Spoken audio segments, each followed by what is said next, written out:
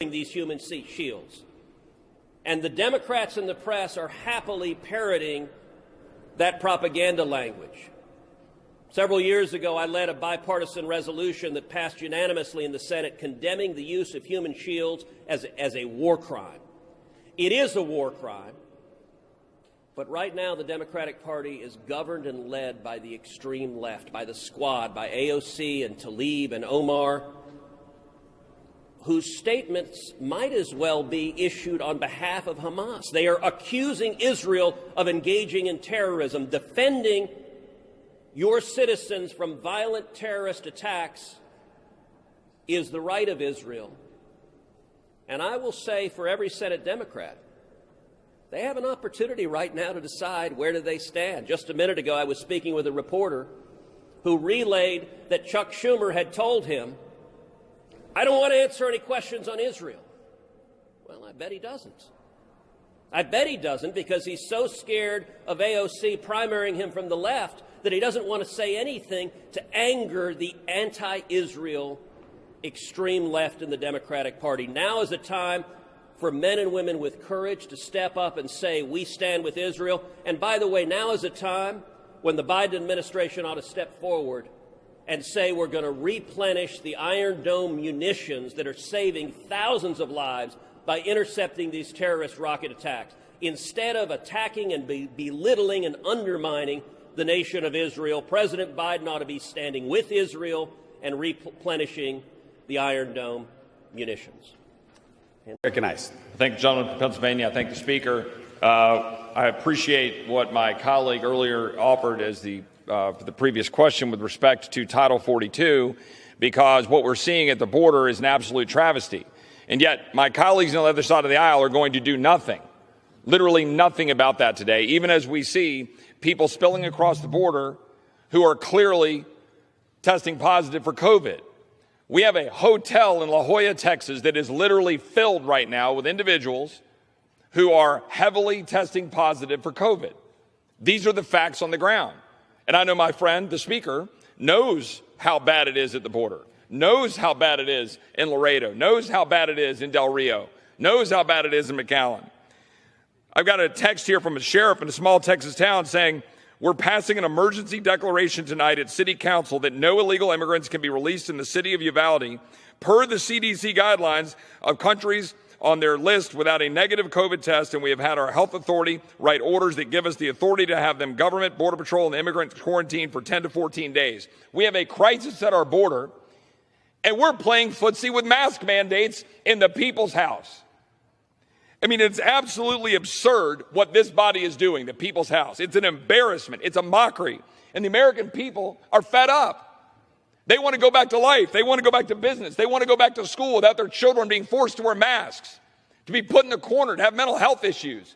And we're running around here, and the Speaker comes down here at 10 o'clock in the morning saying we got to wear masks in the people's house, while we've got thousands of people pouring across our border, and Democrats don't do a darn thing about it, heavily infected with COVID. We have the New York Times, today. What a mess. CDC about to reverse on indoor masking for the vaccinated, quote unquote. This is some serious nanny state stuff that will only breed resentment. No kidding. Consider resentment being magnified right here on the floor of the House of Representatives. We are absolutely sick and tired of it, and so are the American people. This sham of an institution is doing nothing for the American people. Nothing for the betterment of the people that send their representatives here. I just met this morning with an organization that tries to take care of people from human trafficking. Met with an elected official from Mexico, while cartels are raping and pillaging and killing. And we have people infected with COVID coming across our southern border into Texas, and you all put masks up front here on the people's house. We got to go around and see, okay, we can't come to the floor. I can't execute my constitutional duty unless I wear a mask. Well, which is it? Vaccines or masks? Do the vaccines work or they don't work? Do the masks work or they don't work? I'd like to know which it is. I'd like Dr. Fauci to come down and answer a single question about natural immunity. If you've been infected with a virus, do you have immunity? Or are they just going to go around poking people saying you must take a vaccine? Oh, but sorry, the vaccine doesn't work. You must wear a mask. This institution is a sham, and we should adjourn and shut this place down. Chairman yields back. Gentleman from Pennsylvania reserves. House Republicans are now calling for action against Democratic Congresswoman Illhan Omar and Omar's fellow so-called squad members. To censor them for the kind of stoking of this anti-Semitism that we're seeing on the rise. Republican Congresswoman Claudia Tenney is one of 3 Republicans moving to censure or officially condemn Congresswoman Omar, Alexandria Ocasio-Cortez, Rashida Tlaib, and Ayanna Pressley. Michael Waltz, a veteran, also sponsored the resolution. I've seen girls' schools get machine gunned with the girls in them and women with acid thrown on their faces. Those are atrocities. And to say that the United States or Israel has done anything even approaching that is offensive. Calls to condemn Omar began last week when she asked Secretary of State Antony Blinken about international investigations of war crimes that named the U.S., Israel, Hamas, and the Taliban. Where do we think the victims of these supposed crimes can go for justice? Omar then tweeted that the U.S. and Israel, along with Hamas and the Taliban, all committed atrocities. Lumping them together drew strong rebukes from both parties. Congresswoman Ocasio-Cortez defended Omar. Their comments were absolutely mischaracterized. She was very clearly speaking about the ICC investigations. Some Republicans compare Omar to Republican Marjorie Taylor Greene. Greene's posts elevating violence towards some Democratic leaders got her removed from her committees. It's a comparison Democrats dismiss. They're straining and struggling to find an equivalency that just doesn't exist. So this resolution itself, important to remember, may very well likely not even come up for a vote. And even if it did, it's just a public condemnation. It doesn't have any teeth to it. But we are hearing that the top Republican in the House, Kevin McCarthy, may introduce another resolution that, if passed, would actually strip Congresswoman Illhan Omar of her committee assignments. Of course, he would need some Democrat support on that. So Democrats control the House. They have the majority. That may not be likely, but it would be a moment where Kevin McCarthy could at least get Democrats on the record as having voted the way that they did on that resolution. Rob, Marnie? Joe, you mentioned those comparisons with Republican Congresswoman Marjorie Taylor Greene. I understand she just held a press conference just a short time ago, apologizing for some comments that she recently made. Elaborate on that, please.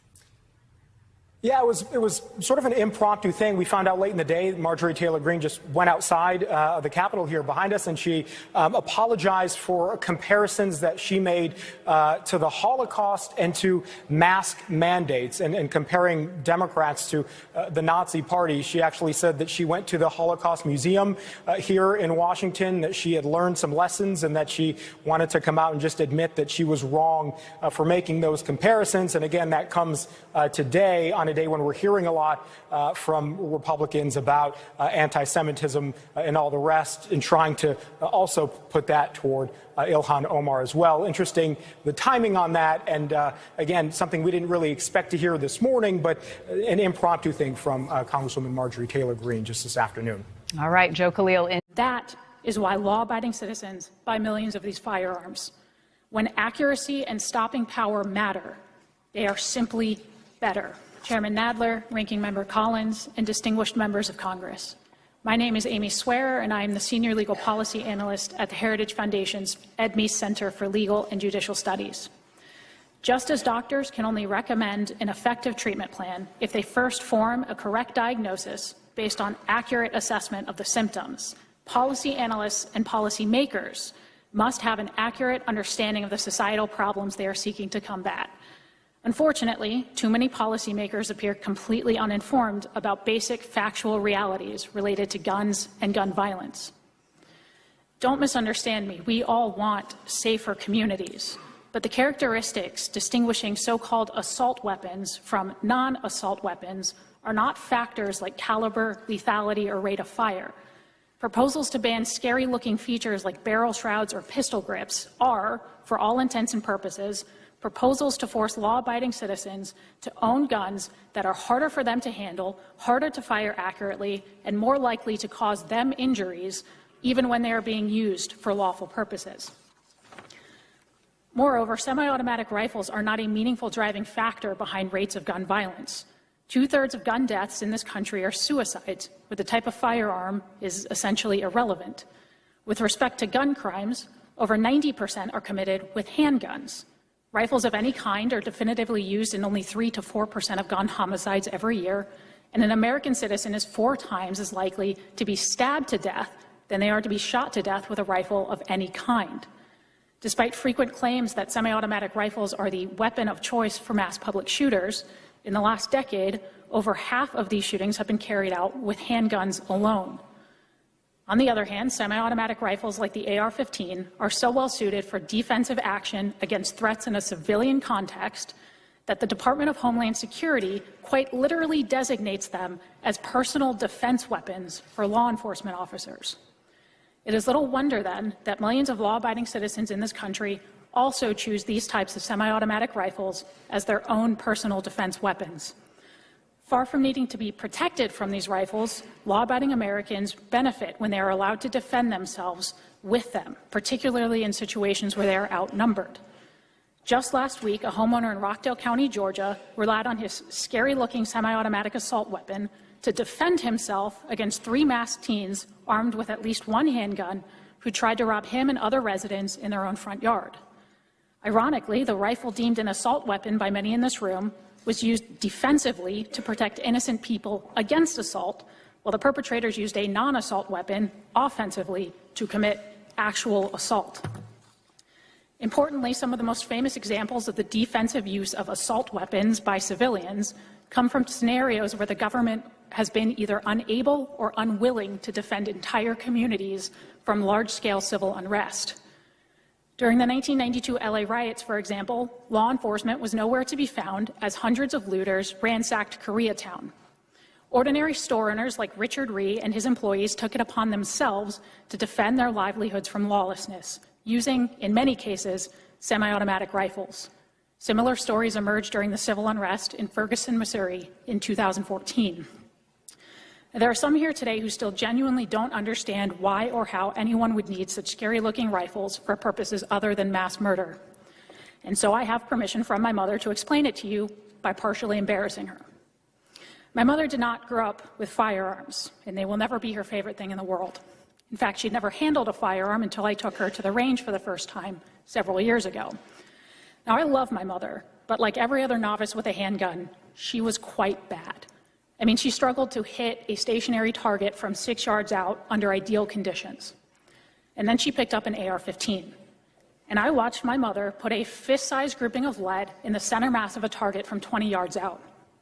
That is why law-abiding citizens buy millions of these firearms. When accuracy and stopping power matter, they are simply better. Americans use firearms to defend themselves between 500,000 and 2 million times every year. God forbid that my mother is ever faced with a scenario where she has to stop a threat to her life. But if she is, I hope politicians protected by professional armed security didn't strip her of the right to use the firearm she can handle most competently. Frankly, I hope she has in her hands the scariest-looking assault weapon she can find, so that we can both be confident in her ability to end the threat. Thank you.